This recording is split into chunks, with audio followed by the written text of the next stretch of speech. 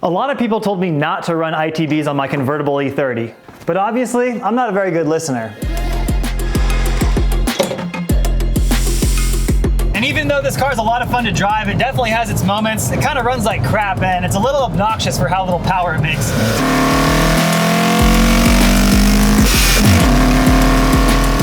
So one of the main issues you'll get with these ITB setups is that you've got a lot of turbulent air flying around in here in the engine bay, and one of the cylinders will end up sucking in air that's a different temperature than another cylinder, and engines really hate that. Also, since this is a longitudinal engine, the exhaust is over here, and hot air from the exhaust manifold can kind of creep up and get sucked in by the ITBs, which is basically just robbing horsepower from your engine and causing heat soak. The way that you fix this is you get one of these carbon fiber plenums, and I actually could have bought one of these with my kit. It's literally made for this car, but I wanted to see how it ran first before I did that. This will force all the air to come in from one direction, which is over here by this headlight, which is also probably the coolest part of the entire engine bay. It'll let the air mix around a little bit before getting sucked in by the intakes, and that'll make the engine a lot happier.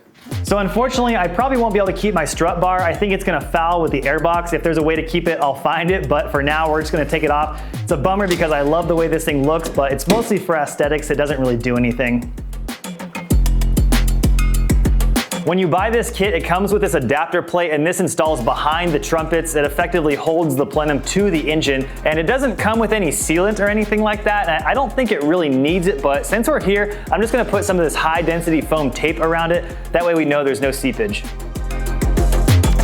The foam's looking really good on the adapter plate. It's funny, the older and more experienced I get with working on cars, I find myself getting better and better at little fit and finish things. I used a circular hole punch tool to cut a perfect circle in that foam, and it looks really nice. I'm sure the little tiny details like that will go a long way. The old me would have just stabbed a drill bit through there and probably torn the foam up a little bit and just sent it anyways.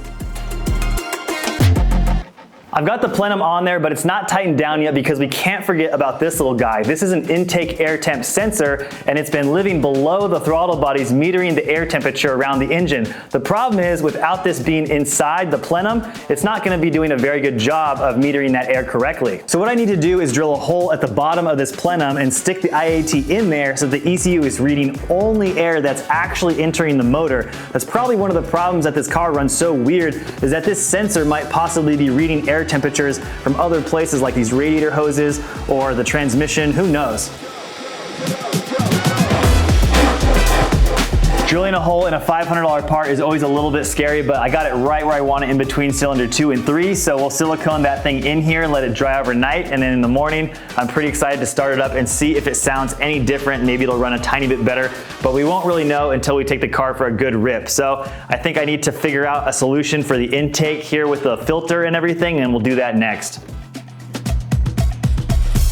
I don't think we'll see a huge difference yet. I got the plenum on and the throttle cable kind of situated. Unfortunately, it's a little short, so I think it's just gonna end up slapping against the plenum. Try to adjust it a little bit, but let's see how this thing starts. It can be a little rough sometimes when it's cold.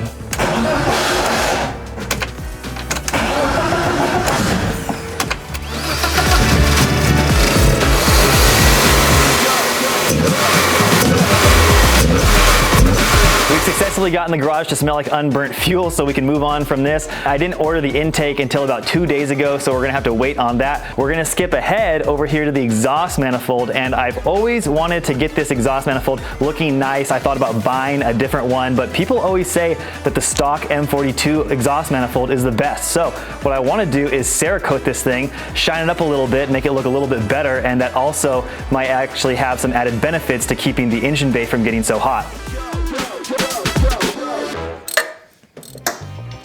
Those manifold bolts actually came off pretty easy, but the studs came out with them for some reason, so I might just replace all that hardware so it's nice and fresh. The lower ones connected to the catalytic converter were pretty tight, but we got the manifold out, and this thing's actually pretty small. I might have ordered too much paint, but that's all right. I got 4 other cars. We can do the farm truck next. I don't have a sandblasting cabinet, but luckily it's a pretty nice day out. Let's see if I can get this all blasted off before I run out of media. The instructions are very specific about getting this thing as clean as possible. I'm gonna use a method called gassing off, which is where you get the manifold as hot as you possibly can. A lot of people would put it in their oven, but I don't have a garage oven and I'm not gonna use the one in my house. So we're gonna use the heat gun and hopefully get this thing hot enough. Usually around 400 degrees is enough to burn off most oils.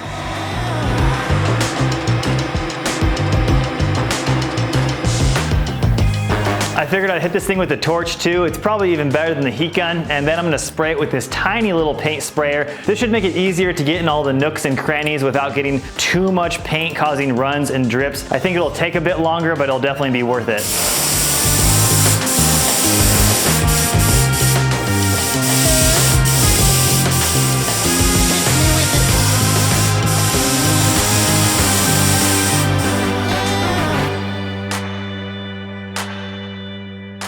The paint came out looking really good. I let it dry overnight, and it was actually pretty straightforward to use for someone like me that doesn't have a lot of experience on the sprayer. Didn't have to mix any activator and measure anything, so it was really stress-free. The only thing is now I gotta wait 4 days for it to cure, but then it will be ready to endure temperatures up to 1700 degrees, and they don't guarantee that the color will last at that heat, but I don't think my E30 is ever gonna get anywhere near that. The good news is the intake stuff already showed up, so we can play around with that and see how that looks, and maybe I'll think about painting some other stuff. These carbon tubes are a little bit more expensive than I expected. This was 70 bucks, but it matches the plenum perfectly. I'll stick it on there and decide which way I want to have it clocked. The only thing is the coupler I ordered I think is a little bit too short, so I'm gonna order one right now and have it here tomorrow. For now, we'll just kind of mock this thing up and I'll make a bracket for it.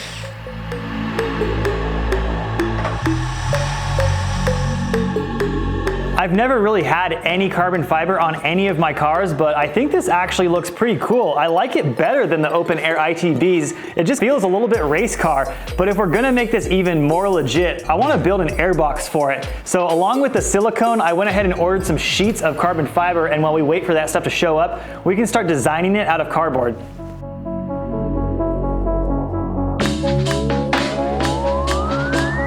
We're still waiting on those sheets of carbon for the intake box, but I've always got more ideas of stuff to do on my cars. If you saw at the very beginning of the video when I had the hood popped, you might have noticed this nasty foam on the bottom of the hood, and this is something that happens to all E30s. Unfortunately, after 30 years or so, this sound deadening starts to break down, and it gets really weird and nasty. If you put your finger in it, it kind of just turns into dust.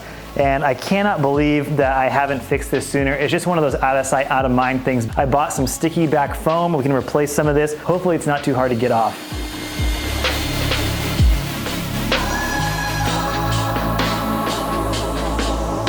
Getting all the glue and foam off of this hood wasn't exactly as much fun or satisfying as I was hoping for. I used a lot of this Goo Gone, and that works pretty good. It took about 2 hours to get it looking like this, and it doesn't need to be perfect because we're gonna recover it with some of this 1/2-inch high density foam. This stuff is relatively cheap, but I did just find out that you can buy pre-cut pieces for this for about 150 bucks online, so in the future I might go with that. I just wanna quiet it down a tiny bit. You know, the ITBs can be so loud sometimes when you're just trying to get up to freeway speeds, and I do drive the car without the hood on a lot in the summer, but it'll be nice to have the option to have it kind of in quiet mode. So let's see if this works. Obviously getting this cut nice is gonna be the most important thing here. I think what will be the most clever thing to do is there's a little bit of a lip right here where it goes into. Push this down and score the back of this paper here on the foam, and then just cut it out with some scissors, and we'll give it a little test fit before I pull the backing off and see how it looks.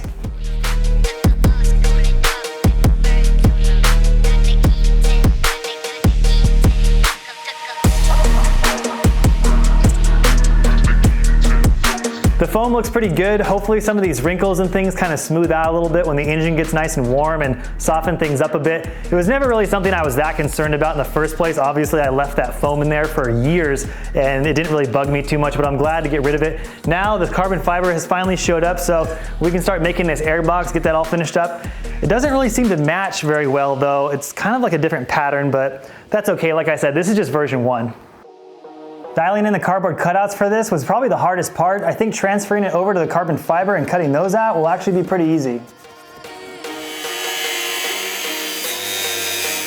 Even though this is a 3.5-inch tube, I decided to buy a 4-inch hole saw. That way we could use that other piece of silicone that we had to put around the tube and keep the 2 pieces of carbon fiber from hitting together. It's not gonna make a perfect seal, of course, but we'll save that for version 2 next year.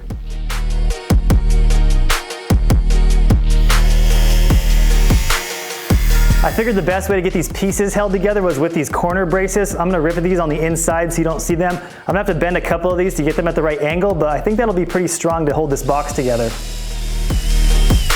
A lot of times I lack the patience to do a good job fabricating stuff because I tend to rush through things, but with this I've been going really slow. I got these holes drilled nicely and the rivets placed in here kind of loose, so I can move this around a little bit and make sure that this seam is fitting here perfectly. We'll keep doing that, moving along. The top piece is going to be removable, so I'll use riv nuts and some bolts for that, and we should be done with this pretty soon. I bought this rubber door trim stuff to keep your doors from denting things, but I'm gonna put this on the edge of the airbox, anywhere where there's carbon against metal in the engine bay or carbon on carbon. That way it doesn't rub against itself and wear down or make an annoying noise.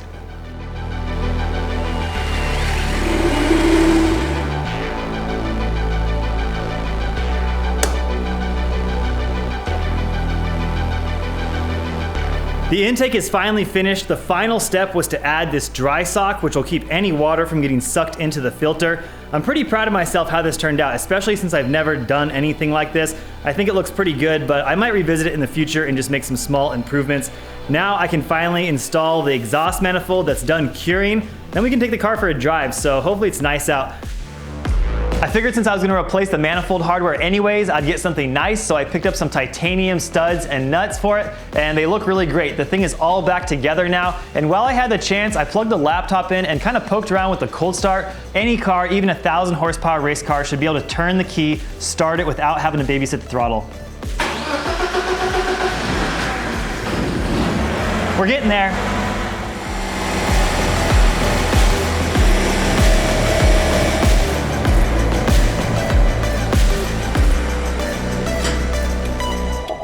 The car definitely seems like it's running good, but we won't really know if it's a lot better until, I get to drive it when it's really hot out in the summer. We're kind of cheating right now because it's winter time. We see the intake air temps look pretty good, so that's good news, but we'll have to see in the summertime when it's really hot. Wow, it has really quieted down now. I can't believe that. It's not quite stock, but man, I'm actually pretty surprised.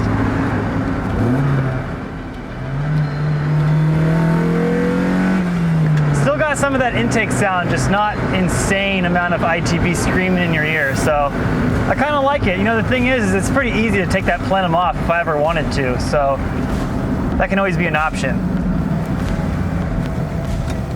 Sheesh, it's dried out. Check your polarizer.